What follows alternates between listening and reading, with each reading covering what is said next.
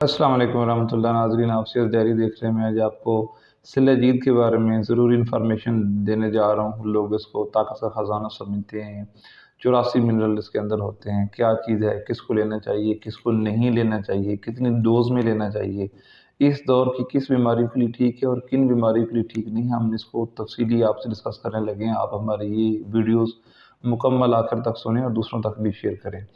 اپنے bell icon پہ بھی کلک کر لیں اور ہمارا چینل بھی سبسکرائب کر لیں۔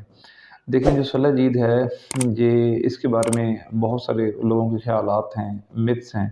یہ اگر اس کو شارٹلی بولیں اور لوگوں کی زبان میں آپ کو سادہ سمجھانے کی کوشش کروں تو یہ سٹکی مٹیریل ہے جو پہاڑوں سے آتا ہے، اور یہ سیاہی مائل گہرا براؤن کلر اس کا ہوتا ہے۔ زیادہ اس کے اندر سیاہی ہوتی ہے، اور اس کو لوگ پہاڑوں کو آنسو کہتے ہیں، پہاڑوں کا پسینہ کہتے ہیں، اور پہاڑوں کی گمز بولتے ہیں کہ یہ پہاڑوں سے نکلنے والی ایک سٹکی مٹیریل ہے، گم ٹائپ ہے، جو بہتا ہے اور پھر سٹک ہو جاتا ہے، چمٹتا ہے۔ پھر مئی جون کے مہینوں میں یہ کسی حالت میں آ کے لوگ اس کو استعمال کر لیتے ہیں۔ یہ پہاڑی علاقوں میں، ہمالیہ، کوہ ہمالیہ میں، گلگت میں، امریکہ کا کچھ خاص علاقے ہیں، چلی وغیرہ، وہاں پر تو یہ وہاں پر پایا جاتا ہے۔ لیکن اس کے جو فوائد ہیں وہ بھی سمجھ کے استعمال کرنے چاہیے، اور اس میں تو حقیقت ہے کہ تحقیقات میں آیا کہ اس کے اندر بہت ساری چیزیں ہیں، زنک، آئرن اور دیگر چیزیں ملا کر کوئی 84 منرل اس کے اندر پائے جاتے ہیں، اور لوگ طاقت کا خزانہ سمجھتے ہیں۔ اور پاکستان میں خاص طور پاک و ہند میں طاقت سے مراد مرد حضرات تو ایک ہی طاقت لیتے ہیں، وہ کہتے ہیں ہمارے گردے فیل ہو جائیں، جو ایک سوچ دی گئی ہے، جو ایک سوچ بنا لی گئی ہے، جو ایک الٹرنیٹو میڈیسن کی طاقت سے مراد یہ ہے کہ جنسی طاقت نہیں، یہاں سے مراد یہ ہے کہ آپ کی باڈی کی جو ریکوائرمنٹس ہیں، جو آپ کو منرلس چاہیے، وہ چیزیں اس کے اندر ہیں۔ لیکن طبی نقطہ نظر سے اور ایلوپیتھک انداز سے میں آپ کو سمجھانا چاہ رہا ہوں کہ اگر اس کے اندر اتنی منرلز ہیں تو اس کے اوپر سوالات ہیں۔ آپ جو لے رہے ہیں وہ خالص ہے؟ ہمارے استاد محترم حکیم پروفیسر ڈاکٹر اشرف شاکر رحمۃ اللہ علیہ، وہ اپنی کتاب کنز العقاقیر میں ایسا لکھتے ہیں کہ جو کچھ بازار سے ملتا ہے سلہ جید کے نام سے، اس کا تو وہ کچھ بھی بیان نہیں کرتے کہ اس کا میں کیا فائدہ لکھوں، کیا بتاؤں۔ ویسے اگر مزاج کی بات کی جائے تو گرم خشک درجہ سوم ہے۔ گرم خشک درجہ سوم یہ ہے کہ جب سردی امراض تھے، انفیکشن تھے، جب antibiotic, steroid, pain killer نہیں تھے، تب لوگ اس سے فائدہ لیتے تھے۔ کسی کی ہڈی ٹوٹ گئی تو وہ دوسری سلہ جید کھانا شروع کر دیتا تھا۔ تو اس طرح کے استعمالات تھے جنرل ٹونک کے طور پر۔ اب ایک اتنے تگ و دو کریں، آپ سلہ جید لے آئیں اور آپ کہیں کہ جی اس کے اندر 84 منرل ہے، تو آپ کو اچھی کمپنی کی ریکمینڈڈ ڈیلی الاؤنس میں ملٹی نیشنل کمپنی آپ کو جب ملٹی وٹامنس چیزیں دے رہی ہیں، تو پھر ہم جا کے ایک ایسی چیز لے آئیں جس کی کریڈیبلٹی بھی شک ہے، یہ بھی نہیں پتہ۔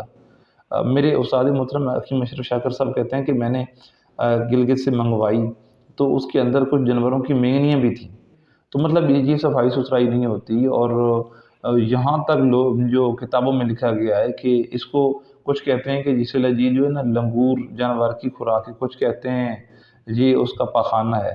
تو اس لیے اس کے اندر جو کچھ بھی ہے، جتنی بھی کام کی چیزیں ہیں، لیکن سوچ سمجھ کے استعمال کرنا چاہیے۔ انفیکشن ہوتے ہیں، پرانے معاملات، تھوڑی بہت ری خارج کرنا، جوڑوں کے دردوں میں، کمر کے درد میں، مثانے کے کچھ مسائل میں، گرم خشک ہونے کی وجہ سے مثانے کی کمزوری میں، کہیں کہیں یہ اس کے فائدے ہیں۔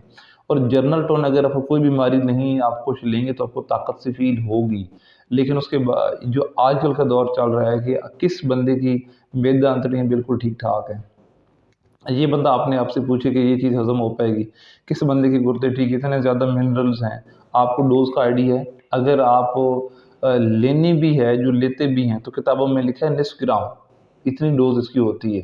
پھر گرم خشک ہونے کی وجہ سے پھر ساتھ دودھ بھی پلایا جاتا ہے۔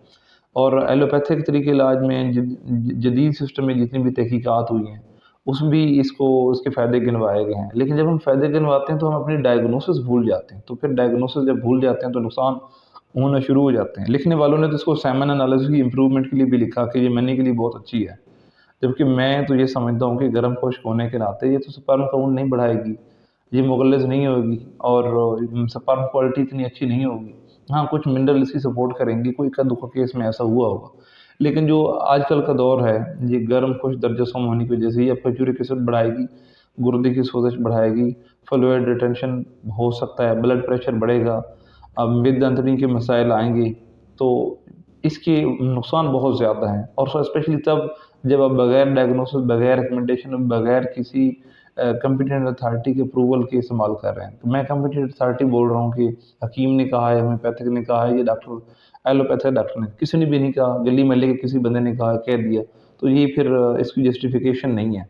तो मुख्तसरन ये है कि आज के दौर में मैदे, गुर्दे, आंतड़ियों, ब्लड प्रेशर, शुगर, गरम खुश्क, पीलिया, यरकान, हेपेटाइटिस बी, सी, इसकी भरमार है। इस दौर में सलाजीत को धड़ाधड़ इस्तेमाल करना अपने साथ ज़्यादती है। ताकत का ख़जाना तो मैं मानता हूँ कि 84 मिनरल इसके अंदर हैं, लेकिन वो ले आके आप इस्तेमाल में ला के आपके अंदर की चक्कीज़, आपके आर्गन सारा इसको प्रोसेस कर लेंगे और आपको पहचान है कि ये हमारी स्याही कलर की है और उसमें थोड़ी-सी ब्राउनिश है और जो मिल रही है ठीक है, 6-7 किस्मों की मिलती है। अगर एक नंबर हो तो उसमें पहचान होना भी ज़रूरी है।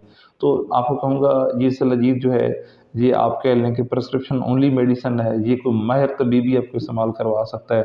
अदरवाइज़ आप इसके खाते में ना पड़ें और सलाजीत से बचें और पहचान रखें। जो चीज़ें चाहिए इसमें हैं, आप माहिर मुआलिज से दिखाएँ, अपनी नब्ज़ दिखाएँ, अपनी तशख़ीस के मुताबिक इलाज करवाएँ। बेजा और बगैर किसी जस्टिफिकेशन के आप सलाजीत का इस्तेमाल ना करें। अपने अपने गुर्दे बचाएँ, दूसरों के गुर्दे बचाएँ। ये वो जड़ी उन चीज़ों में से है, ये उन मिनरल में से है।